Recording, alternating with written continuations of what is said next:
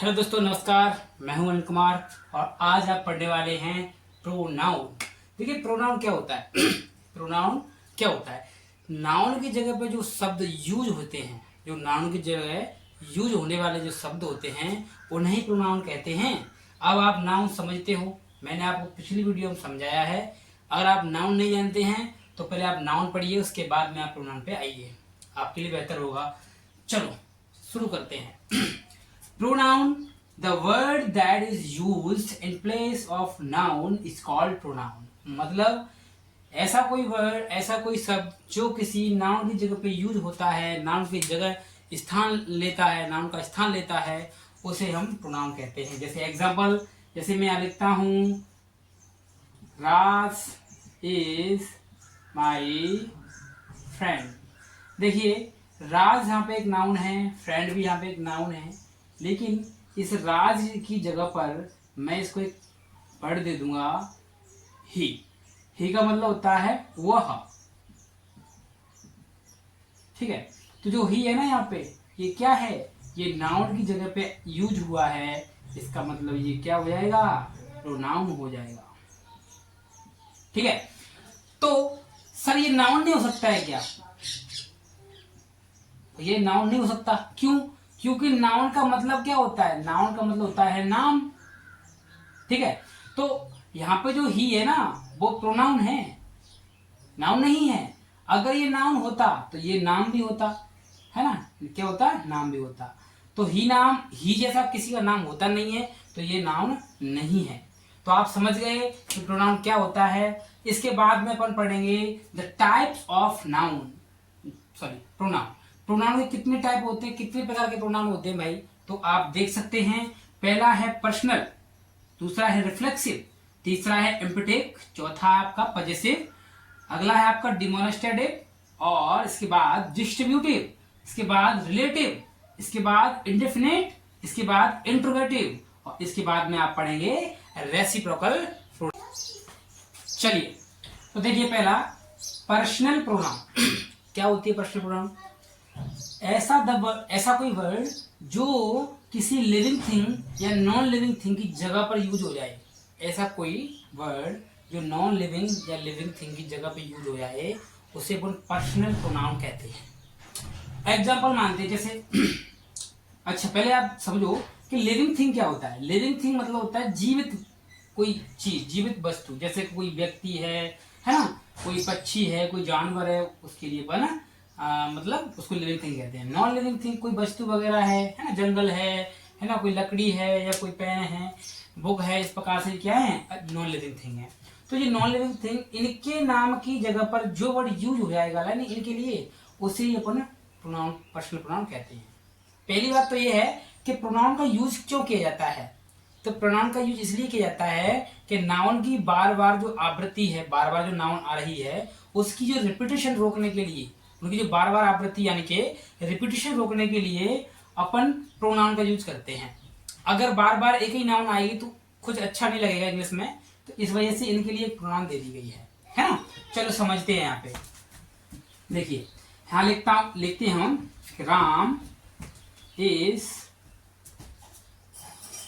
Your friend. Ram is your friend, Ram आपका मित्र है। तो मैं अब राम के बारे में और कुछ जानकारी दूंगा, तो मैं इस राम की जगह पे क्या लगा दूंगा? मैं यहाँ पे ही लगा दूंगा और कहूंगा he studies in class 12th, है ना। तो अपन ने क्या समझ में आया भाई? राम एक नाउन है, यहाँ पे इस नाउन की जगह पे यूज हुआ। अब बार बार राम थोड़ी लिखेंगे यहाँ पे, ये नाउन बार बार थोड़ी आएगी, इसकी रिपीटेशन यहाँ पे रुक जाएगी। और रिपीटेशन रोकने के लिए जो वर्ड होते हैं ना, उन्हें हम क्या कहते हैं? प्रोनाउन कहते हैं। अब सर इसको पर्सनल प्रोनाउन कहेंगे? बिल्कुल, इसको अपन क्या कहेंगे? पर्सनल प्रोनाउन कहेंगे। क्यों कहेंगे भैया? क्योंकि ये क्या है? पर्सन की जगह पे आ रहा है, लिविंग थिंग की जगह पे आ रहा है, और जब लिविंग थिंग की जगह पे आएगा तो उसे अपन पर्सनल प्रोनाउन कहेंगे। चलिए दोस्तों, अब चलते हैं अपन प्रोनाउन के बारे में और कुछ जानने के लिए। तो प्रोनाउन कौन कौन सी चीजें हैं जो प्रोनाउन के लिए जानना है अपन को? तो देखिए, personal pronoun has its 3 person and 2 case. Personal pronoun के 3 तो पर्सन होते हैं, उसके 2 केस होते हैं भाई। तो पहला पर्सन देखिए, पहला पर्सन में आप देखेंगे 3 यहाँ पे पर्सन, यहाँ पे 1 यानी फर्स्ट सेकंड थर्ड। तो फर्स्ट में यहाँ पे कितने आते हैं भाई? 2 आते हैं फर्स्ट में। एक तो आई आता है, एक बी आता है। आई का मतलब होता है मैं और बी का मतलब होता है हम, है ना। इसके जो केस होते हैं ना वो 2 होते हैं। देखिए एक सब्जेक्टिव केस है, एक ऑब्जेक्टिव केस है। देख रहे हो आप यहाँ पे सब्जेक्टिव केस, यहाँ पे ऑब्जेक्टिव केस। तो सब्जेक्टिव केस में आई का तो आई, बी का वी। जैसे ऑब्जेक्टिव केस में जाएगा ना तो आई का मी हो जाएगा और बी का अस हो जाएगा भाई। अब दोनों देखेंगे कि आई तो यहाँ पे जो आई है ना मी वो सिंगुलर नंबर में है और जो बी है ना वो प्लूरल नंबर में रहेगा। यानी कि जो जो नाउन की जगह पे जो भी यूज होंगी तो सिंगुलर नाउन की जगह पे आई आएगा और प्लूरल नाउन की जगह पे बी आएगा। ठीक है, अब सेकंड देख लीजिए भाई। तो सेकंड आप यू कैसा है? आप हमेशा प्लूरल नंबर में रहता है, जो हमेशा प्लूरल वर्ब लेता है। तो यू का आप ऑब्जेक्ट केस यू होगा, है ना। अब एक बात समझ में नहीं आई, है ना, वो कौन सी बात है वो देखिए कि इनको अपन फर्स्ट पर्सन क्यों कहते हैं भाई? फर्स्ट पर्सन इसलिए कहते हैं क्योंकि ये होते हैं नैरेटर। नैरेटर माने कहने वाले, जो वक्ता होते हैं, जो बात करते हैं। जैसे मैं यहाँ पे लिखूं, मैं कहूं कि वह स्कूल जाएगा, वह स्कूल जाएगा। अब भी कौन कह रहा है इस बात को? इस बात को कह रहा है आई, यानी कि मैं कह रहा हूं इस बात को। कहने वाला कौन हो गया? नैरेटर हो गया, यानी फर्स्ट पर्सन हो गया। सुना किसने? सुना किससे कह रहा हूं? आपसे कह रहा हूं, आप सुन रहे हो। अच्छा किसके बारे में कह रहा हूं? उसके बारे में कह रहा हूं, ही के बारे में कह रहा हूं, यानी कि उसके बारे में कह रहा हूं। जिसके बारे में बात करी जाएगी वो होगा थर्ड पर्सन, जिसे सुनेगा, जो लिसनर होगा, जिसे कहा जाएगा, जो क्या होगा भैया, जो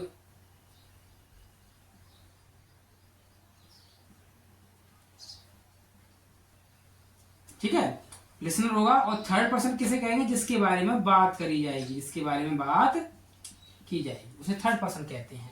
तो इनके आप देख सकते हैं कि आई का मी बनेगा, बी का अस बनेगा, यू का यू रहेगा और ही यानी कि वह किसके लिए भाई? पुरुष। जब पुरुष वह होगा तब आप लगाएंगे ही, और जब महिला होगी, जब वह होगा, जो महिला अगर वह होगी तो सी लगाएंगे इंग्लिश में। इसका ऑब्जेक्ट अलग अलग है, ही का हिम हो जाएगा और सी का हर हो जाएगा। दोनों के दोनों सिंगुलर नंबर में रहेंगे और दोनों इंसान के लिए आएंगे भाई, है ना। अच्छा दे का मतलब होता है वे, है ना। दो इसका ऑब्जेक्ट क्या होता है? देम। उसका नंबर क्या होता है? पीएन यानी कि प्लूरल नंबर।